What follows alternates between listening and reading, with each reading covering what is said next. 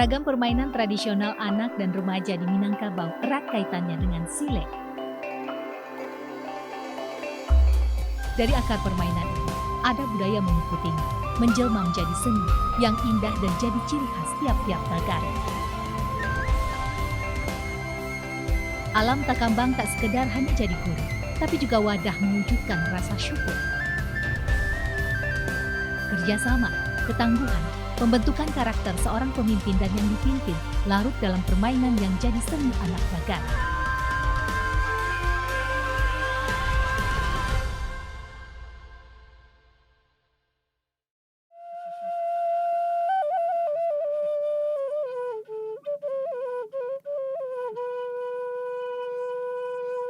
Balam jo barabah tabang mambungbuang, hinggok sabanta di tengah koto.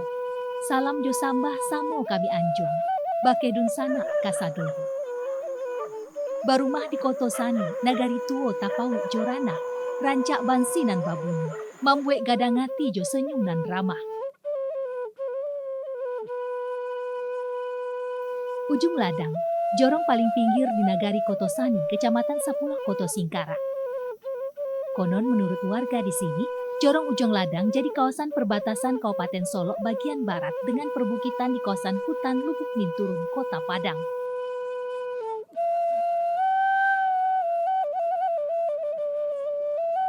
Sebagian besar penduduk ujung ladang Nagari Koto Sani mengolah tanahnya yang subur. Tanaman tumbuh memberi kemakmuran pada penduduknya, membawa pada keberkahan dan keindahan yang tampak di nagari ini.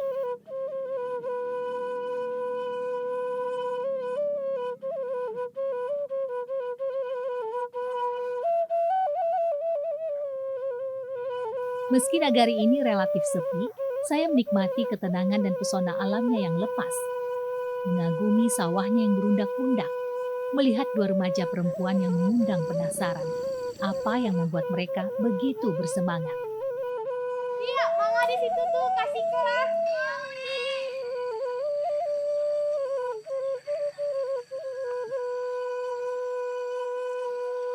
Kawanan uni cek cali nagari ko ya. Pas mana nih kami lagi latihan silat, kita lihat kami ya. Oke.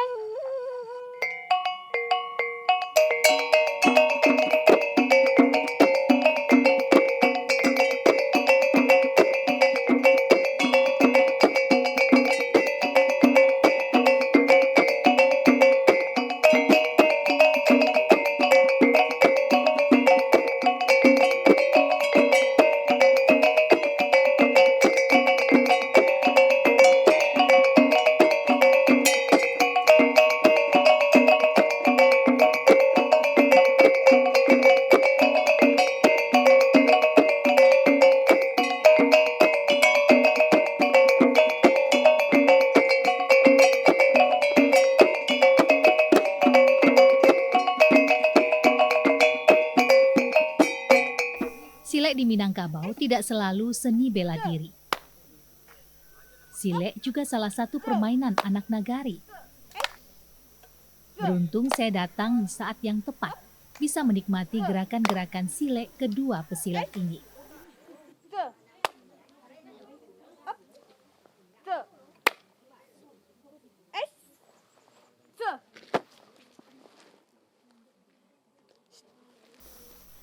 Permainan musik hanya jadi pengantar. Keduanya fokus pada gerakan-gerakan kaki dan tangan. Basilek di sini diarahkan untuk sesama perempuan atau sesama laki-laki saja. Mengingat ada beberapa gerakan yang bersentuhan dan dinilai kurang pantas jika dimainkan dengan lawan jenis. Nyo dua macam, Bu. Kalau untuk negari tuh banyak anunya tuh seni silek, Bu. Nah, itulah untuk anak cucu ambo tadi itu untuk seni negari itu. Kan balapen sebenarnya, Bu. Kalau cilai sudah tuh, Bu. Kau tingkat 1 loh, Bu. Tingkat kedua itu baru naik cilai, Bu tuh. Saya semakin yakin, nenek moyang kami orang Minangkabau itu tak hanya menjaga alam yang indah untuk anak cucunya. Ada banyak warisan, termasuk permainan anak nagari. Silek ini salah satunya, dasar dan akar dari ragam permainan anak nagari. Beberapa aliran silek terinspirasi dari alam, seperti gerakan cakar dan taring harimau yang melambangkan kekuatan. Namun sesungguhnya, silek juga mengajarkan filosofi adat, bukan sekedar pertunjukan.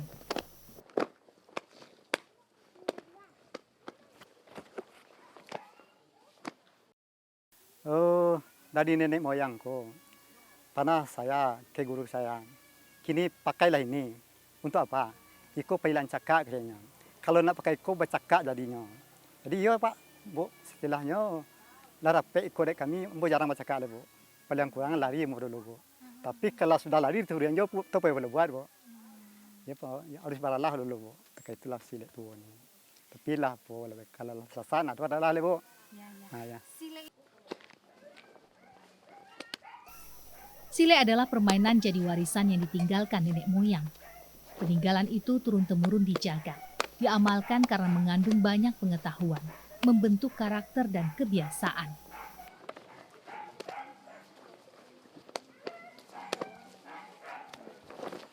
Lah sudah latihan diri pakai diri sebentar, baru langsung silek tu ini Bu. Coba silek tu ini Bu, masuk kiramat itu Pak.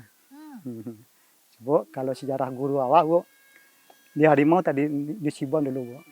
Di harimau, baru diminta ke guru kan.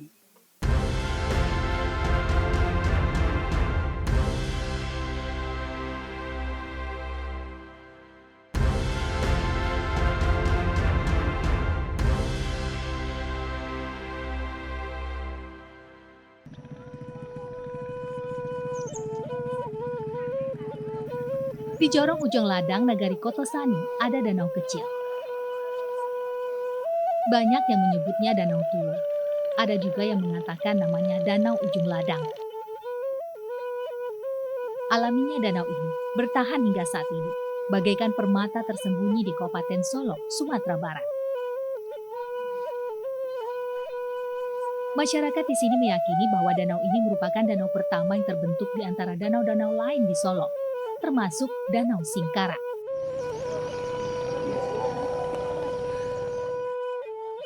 Danau Tuo memiliki luas sekitar 4 hektar dengan ketinggian 700 meter di atas permukaan laut.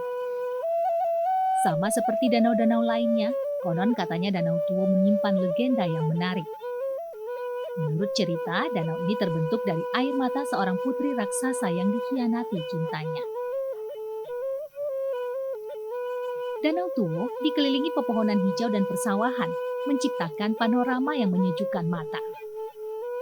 Air danau yang jernih dan tenang, serta udara yang segar membuat tempat ini ideal untuk relaksasi dan melepas penat.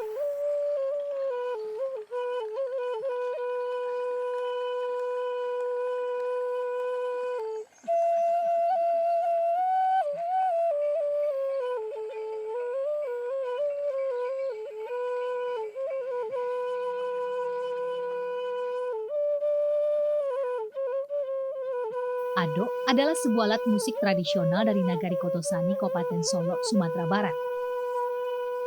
Kulit adok yang dipukul dan mengeluarkan bunyi ini adalah kulit harimau.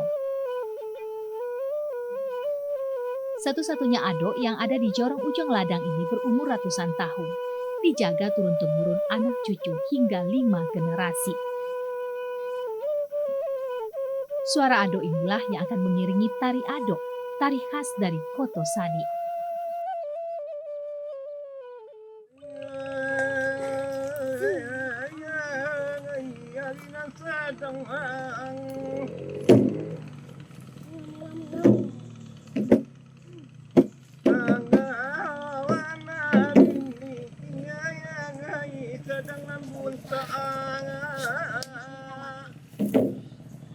Balamarao masuk padi. Padi disabi dek pangulu, disabinyo di hari Sanjo. Ikolah tari adok pincuran sati.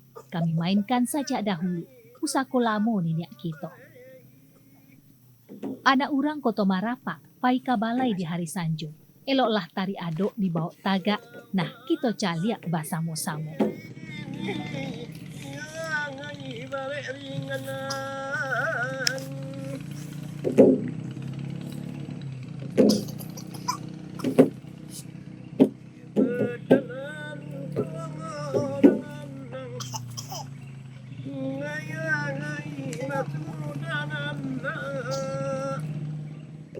Pertunjukan Ado di sisi Danau Tuo ini merupakan salah satu kesenian rakyat yang tergolong pusako.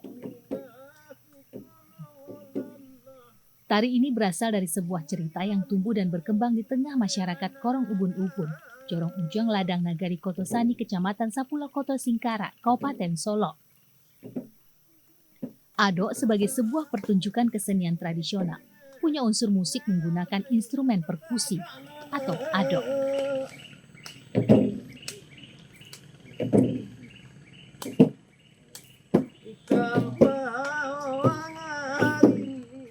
Tari ini juga punya unsur gerak yang berdasarkan gerakan sile dan unsur sastra berisikan kata-kata nasihat tentang kisah muda-mudi serta tentang kehidupan yang didendangkan.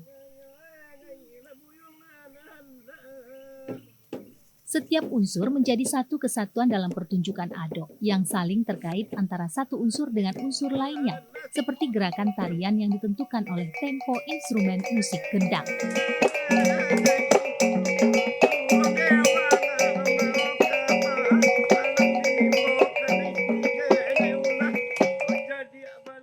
Ide penciptaan tari Ado bercerita tentang konflik perebutan seorang wanita atau dewa oleh dua orang pemuda. Sehingga masyarakat setempat lebih mengenal tari Ado dengan sebutan tari dewa.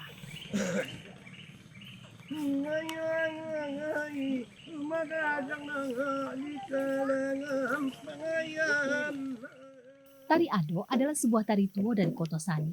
Saking kunonya tari ini, cerita yang harusnya diperankan perempuan masih dimainkan laki-laki yang didandani seperti perempuan. Semuanya dilakukan demi menjaga marwah perempuan.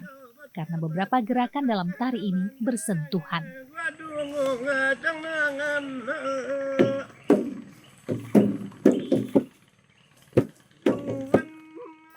Tarian dalam pertunjukan Ado terdiri dari 5 babak, dengan syair berupa pantun yang sesuai dengan asal-usul cerita yang disampaikan dan berbeda di setiap bagiannya.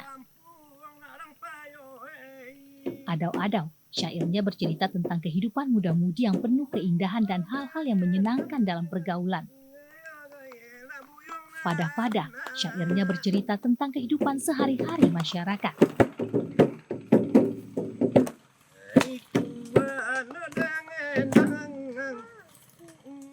Dendang-dendang, syairnya memiliki makna hampir sama dengan syair pada bagian kedua atau padah-padah, tentang suka duka kehidupan. Pada pantun dendang-dendang, kadangkala syairnya juga menceritakan tentang sejarah kesenian tradisional Ado.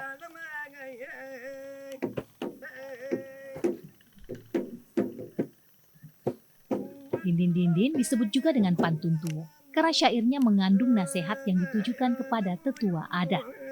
Dan jundai-jundai, syairnya bermakna kesedihan. Misalnya, tentang penderitaan yang dirasakan karena kemiskinan atau tentang kesusahan hati.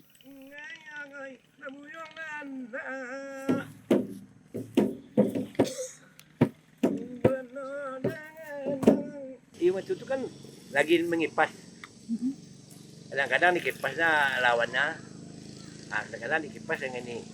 Jadi ya orang itu yang perebutkan bagaimana cara ambilnya. Dahulu itu bentuk permainan adat untuk mendidik generasi muda. Baik untuk kerjasama atau untuk ketangguhan dan tentu saja seninya. Seni untuk berkembang menjadi orang-orang yang bisa bekerja sama. Jadi tiga-tiganya itu seni permainan adat. Umumnya permainan adat itu adalah tempat menumbuhkan bibit.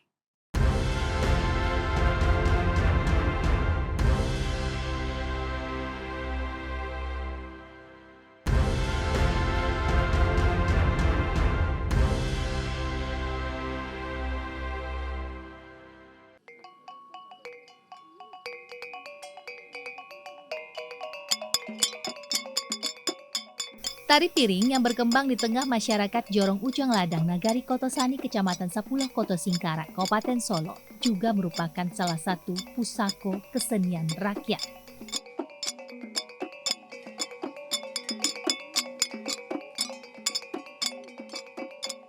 Tari piring dimainkan sebagai sebuah pertunjukan kesenian tradisional yang bergerak diiringi musik tradisional.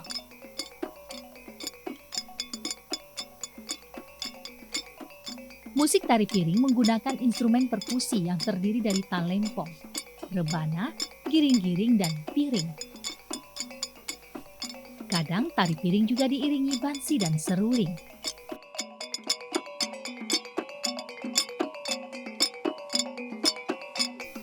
Unsur gerak yang digunakan pada tari piring berdasarkan gerakan silet. Kadangkala, tari piring berisikan kata-kata nasihat tentang kisah muda-mudi serta tentang kehidupan yang harus dijalani, yang juga dibawakan dengan cara dinyanyikan atau dendang. Untuk melengkapi bunyi musik pada pertunjukan tari piring, para penari menggunakan buah kemiri di ujung jari telunjuk yang dipukulkan pada piring di kedua tangannya.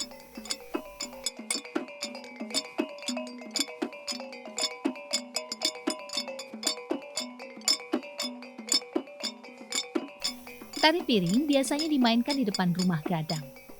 Tapi banyak juga yang menarikannya di sawah yang sudah dipanen, beralaskan jerami. Menari piring di sini semakin memperkuat bagaimana tari ini adalah wujud syukur atas panen yang berlimpah.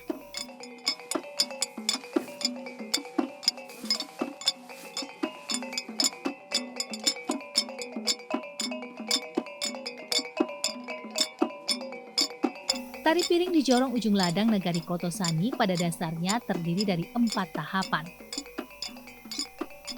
Langkah belok untuk memberitahukan pada seluruh penonton bahwa pertunjukan tari piring sudah dimulai dan sasaran sudah dibuka.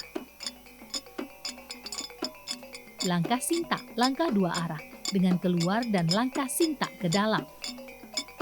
Tujuan langkah ini untuk meminta sambah atau meminta izin ke kiri dan ke kanan serta ke seluruh penonton yang hadir.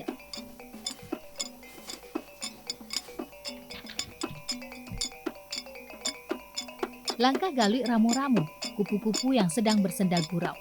Langkah ini adalah langkah yang paling susah dilakukan oleh para penari, karena gerakan pada langkah ini harus lincah dan cepat.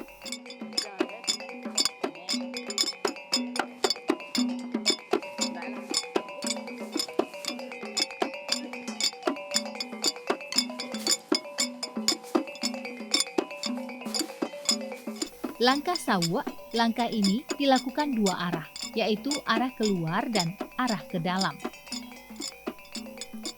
Langkah ini merupakan langkah paling cantik dalam nagari dan mainan.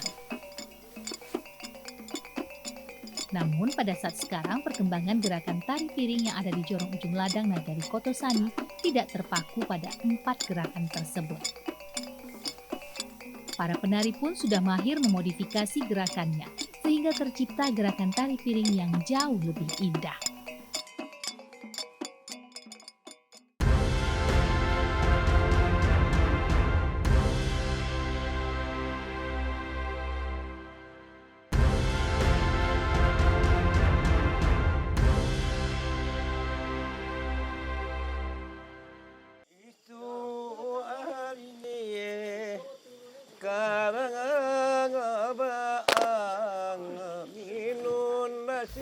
Bala Marau masuk padi, Marauknya di hari Sanjo, ikolah randai ilau pincuran sati, kami mainkan untuk Kito Basamo.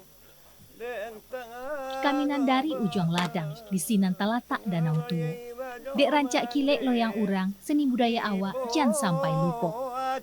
Anak urang Koto Marapak, paika balai di hari Sanjo, eloklah randai ilau di bawah tagak, ulian ndak sanang dikira-kira. Randai ilau merupakan salah satu permainan rakyat yang tergolong pusako di Nagari Kotosani, Kecamatan Sepuluh Koto Singkarak, Kabupaten Solok. Awalnya dari mulut ke mulut, pemula randai atau randai ilau itu ada dulu nenek orang tertua di sini, hobi sehari-hari atau pekerjaan seharinya gembala kerbau. Nah, karena kerbaunya banyak, nah sambil ngalau kerbaunya itu menyanyi. Nah, sambil menyanyi timbullah sebuah gerakan dan itu dipraktikkan terus-menerus gitu. Menjadi sebuah kebiasaan.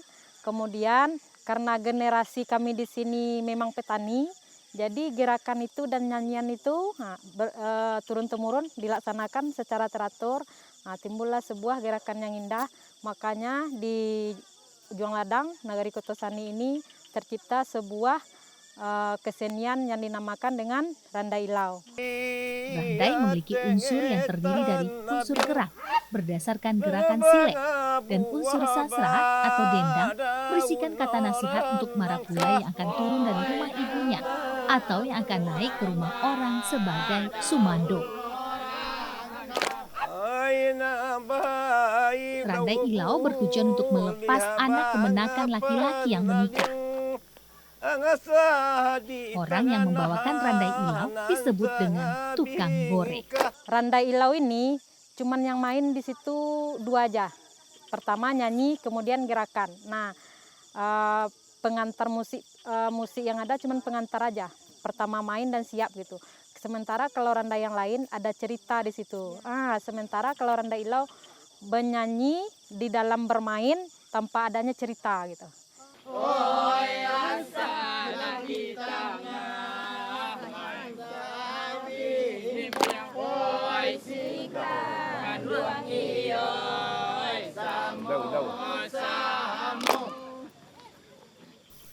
Pertunjukan Randai Ilau biasanya dilakukan ketika marapulai turun dari rumah ibu atau saudara perempuannya saat menikah.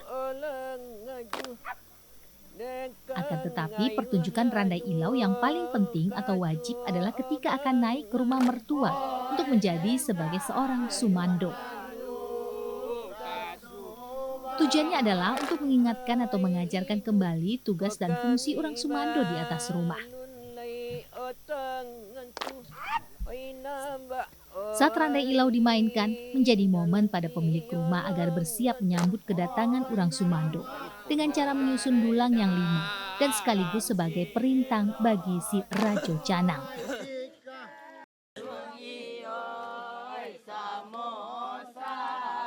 Kalau di Kotosani biasanya Randai Ilau itu digunakan untuk laki-laki yang mau menikah. Nah, lumrahnya 2 kali dilaksanakan ketika dia mau nikah, mau turun dari rumah ibu. Jadi pesan yang disampaikan ketika turun rumah ibu itu kayak mana dia di atas rumah orang ketika jadi sumando nanti. Cuman di Kotosani yang wajib dan harus itu ketika mau naik ke rumah orang jadi sumando.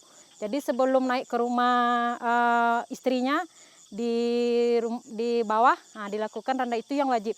Di juang bali pulangan bangarangan kanangan punyo pulangan barangan. Randai Ilau boleh dilaksanakan di atas rumah atau di tempat tertutup.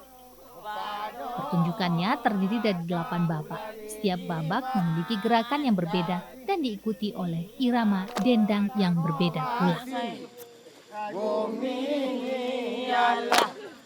Oi ladengeni yo kudo malompe awatungu balah tiba di lurah. Nanti dari permainan itu akan lahirlah anak-anak yang berbakat dan jadi tokoh dalam permainan itu, kemudian jadi tokoh di masyarakat. Ada petuahnya bahwa adat dipakai baru, kain dipakai usang. Karena dia bagian dari adat antar adat yang dikenal masyarakat, maka dia juga mengikuti apa yang berkembang di dunia ini. Nah, dalam adat itu ada 4 tingkatan: adat sabana adat, adat yang diadatkan, adat istiadat, adat nantar adat. Nah, adat nantar adat ini mengandung 3 wilayah seni. Ada seni pakaian adat, ada seni permainan adat, ada seni bunga adat.